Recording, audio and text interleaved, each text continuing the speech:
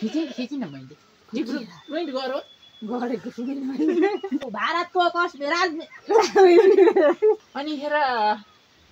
यसपछि के थियो त कहाँको कुरो थियो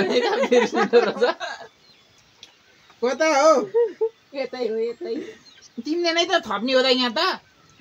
हो त अनि खोइ त गीत गाउने पालो थियो कहाँ गयो गीत गाइ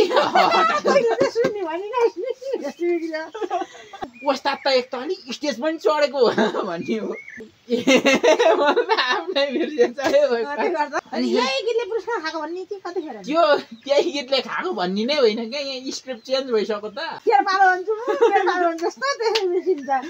कहाँ हो त भन्ने हो त त्यसपछि त मैले कति गीत गाएँ नि भन्ने हो